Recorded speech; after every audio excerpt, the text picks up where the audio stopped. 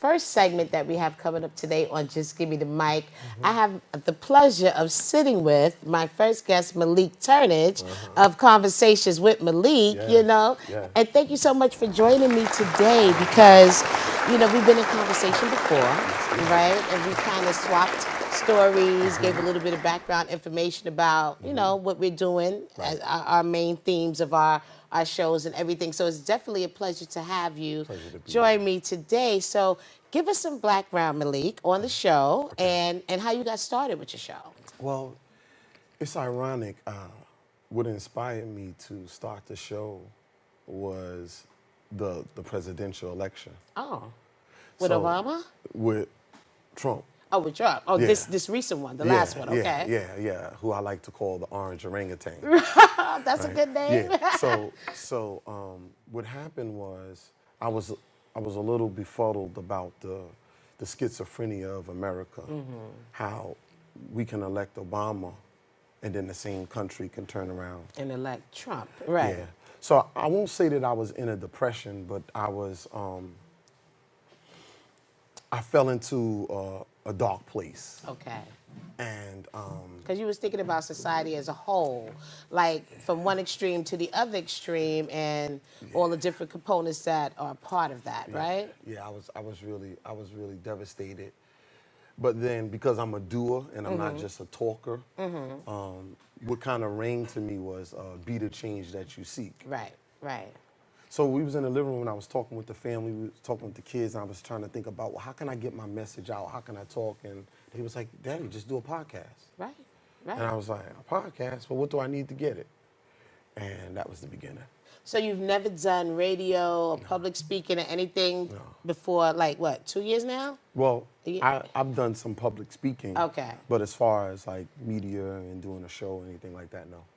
So how did you feel about the process? Actually starting it, like did you find it to be an easy thing for you to start and get off the ground? Or like tell us some of your thoughts that went into putting it together. Because a lot of people don't know, you can't just put a camera there and just boom, you have a show. And a show that really has when it's driven by a purpose. Like what are some of the elements that you had to use to put into making the show the way you wanted it to be? Yeah, well what it was, so what I did was I renovated my garage. Okay. And I didn't know where it was going to take me because it's stepping out into the unknown. Right. But a lot about life, and because I'm a businessman, I've always been an entrepreneur. I've never worked for anybody my whole life. Nice? So I have reference points of stepping out into the unknown. Right. You know how to overcome that. Yeah, I know how to overcome it. And I have reference points of it working out. In my favor. And that's a good thing too. So because something my father told me, hard work always pays off. Always. It's a universal law, it has to pay off. Right. So it's no such thing as putting in hard work and things not working out. That's true. Because the universe doesn't lie. That's true. So consistent hard work, you definitely will see the fruits of your labor. Yeah. At some point, rather, right? Well, always. Right. Always. And so I had to do my research. I had to look at different podcasts and shows and things like that. Right. But I knew what I wanted my message to be. I wanted my message to be to interview regular, everyday, ordinary people. Right. That we're all superheroes, but we just don't know it. Right. And that we've all been through something. And so I kind of tailor my show to that. Let's talk about, so if a celebrity comes on or something, it's not just talking about how you're shining and blinging. Right. But let's talk about your tough times. Let's talk about some of the things you went through. Right. And then describe to me the blueprint of how you got through it. That's right. So somebody else listening to the show can go, oh, I can do it too. That is true. Yeah. So someone can learn and relate to your guests. So that's the main thing for people. I also feel the same way. I want people, I may have artists that come and perform. Yes, we're highlighting your music and we're highlighting your gift, as I call it, right? But I also want people to understand who you are, understand your struggle, your challenges. So that's what that's the beauty of this platform altogether, right? That through experiences we all can learn. For those that feel that they're alone, they can feel, okay, oh, I relate to this person. I'm not the only one that's going through that. So that's what I love most about being being a person in media and getting to speak to so many different people. So political, right? Political was the actual start. That was the thing that sparked the idea That's what sparked of it. Conversations with Malik. Right. Do you like to cover a lot of political topics, or have you kind of switched over now to just wanting to share stories and experiences? Do you still kind of feature different things on politics? Yeah. Okay. Yeah. So we do talk politics. I have a weekly segment where I also interview prisoners in jail, federal Okay. prisoners, lifers. Okay. A shout out to Another Chance Media and AC for Inmates. I kind of have like a contract with them where I interview their inmates. Wow. And some of these guys, so we talk about the policies and the political framework around mass incarceration. Right. How That's guys important. were sent to prison at 17, 16. They were given life sentences Right. and things like that. That's important. Yeah, so we do talk. We do Okay. talk politics. So what has been a highlight for you so far along this personal new journey for you? Like, what are some of the highlights that you get out of it? Has there been a story that touched you a certain way? Has it been something that you've experienced while doing the show that kind of maybe awakened you to something else or changed your point of view on something? Like, what are some of the highlights for you? Yeah, well, it's funny you say that because at the beginning of my show, I talk about in my initial how I introduced the show. I talk about how iron sharpens iron and steel sharpens steel. Right. That when you talk about you, I learn about me. Right. So I've learned so much about myself Mm-hmm. through listening to the stories of others. A couple of highlights. One, there was a individual on who her son had gotten murdered. Oh, wow. And she didn't know. I mean, I just can't imagine losing a That child. kind of feeling, me Right. neither. But through that, she wound up starting a foundation and helping thousands upon thousands Wow. of other children Through grief. across the She country. was able to help others. Yeah. So now, I'm not one to say, well, that was meant to happen for you to do this. Right. I don't know if I tried to figure out God's will like that, right? But I know that out of something unfortunate happening, we all, I guess what I've learned the most is this. There's things that happen to us sometimes in life that are unfair, Right. that someone does to us. Right. That maybe we were a child, maybe we were molested, maybe our parents were killed, whatever it is, right? And that was unfair what happened to us. But guess what, Deb? I'm responsible for my reaction, Right. and I'm responsible for the choices that I make. Right. After whatever happens to me, Right. that's unfortunate. Right. That I can't blame on somebody. Right. So I think that's what we really, really kind of highlight is that through our experiences, how do we turn our experiences into a positive? That is true. Yeah. And you know what? A lot of people, first you have to identify how you are affected. There's a process for that, right? Because once you experience the hurt, the pain, right? Some people fall in even deeper into a hole with it. But to have that ability to be able to take that and to help others is a great gift. That's a lot of strength, right? Yeah. A lot of strength. Yeah. And that's thinking outside of yourself and using that and giving back to others. Yeah. And I've noticed there are a lot of positive people that have been through, unfortunately, experienced certain things like that and have done the same thing. So I do applaud people that are able to use that pain and turn it into strength and turn it around where they can help their community.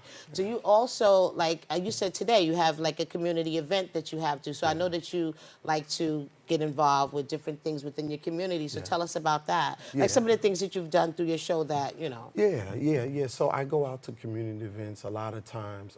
People who I interview, like this gentleman who he has this band and he has different bands throughout about 32 New York City public schools. Love live music. Elite marching band of Queens.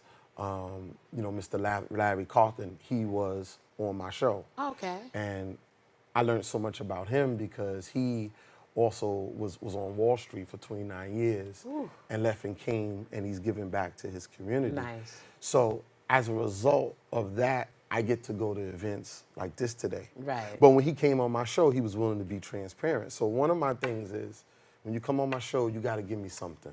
Like what? You got to talk to me. You got to tell me something that was difficult that you've been through. All right, and I'm going to put that on you. Tell me something that's different. I like that. Yeah, yeah. Share a story. Yeah, share Yeah. a story with me. Yeah. We having conversations with Malik, y'all. No- Share a story with me. No doubt. So growing up, I was a juvenile delinquent. Okay.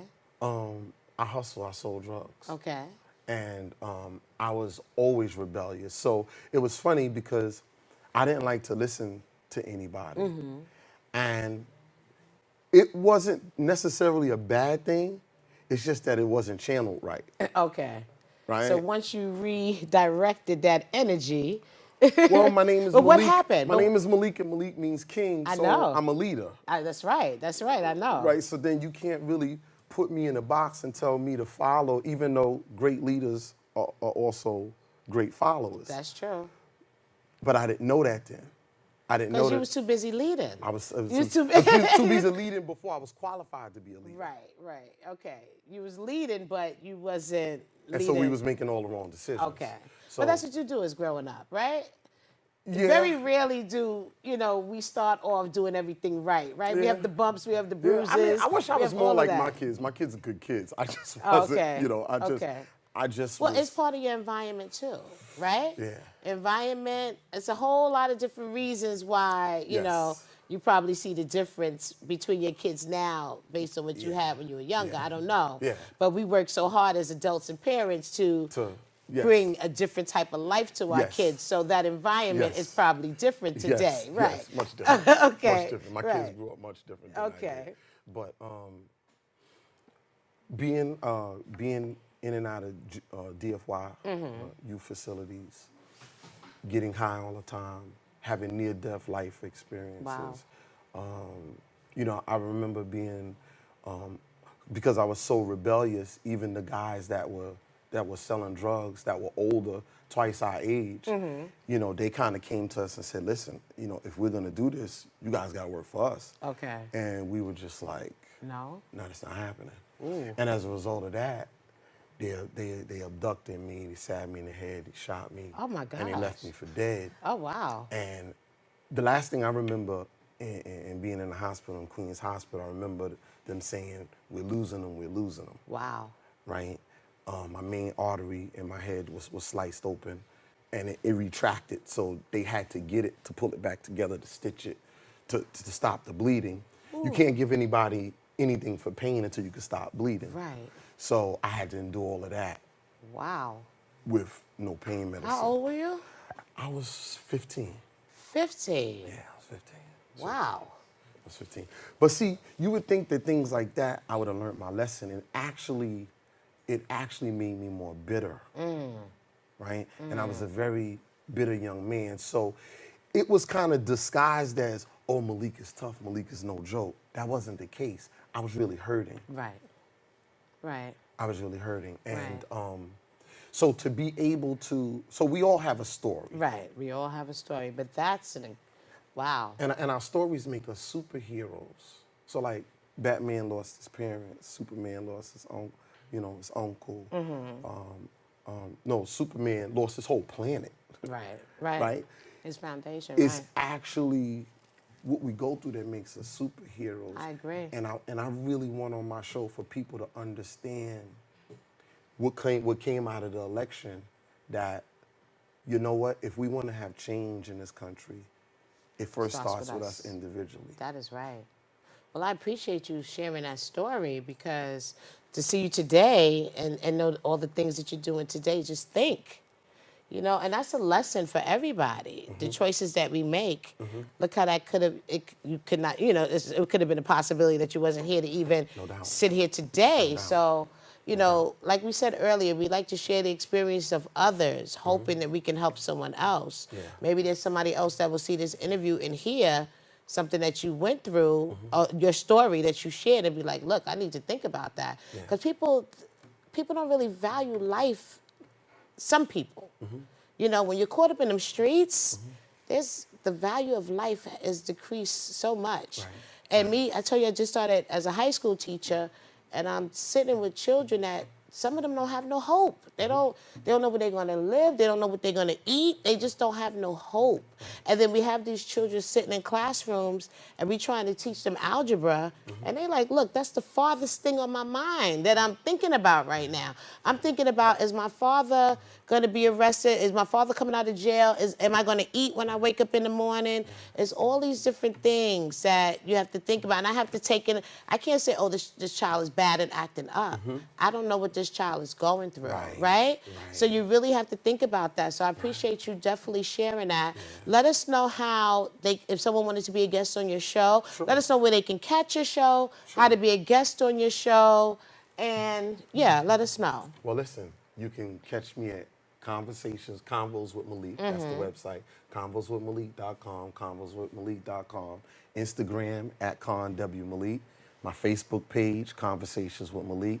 And check me out. Listen, my life's been transformed. Right. Grace of God. Right. I'm still an entrepreneur. Right. I still work for myself. Right. Very successful. That's a whole nother show. And I listen, would like to know how to do that. and, Right. Listen, and that's what it's about. Right. It's about self-empowerment. Right. Yeah. Definitely. One of the principles of Kwanzaa, Kuji Chagalia. That's right. So that's what I live by. Thank you. Definitely positive. And we'll be back with more, everyone. Make sure you support. Make sure you go to the website, follow him on social media, and we'll be back with more. Peace.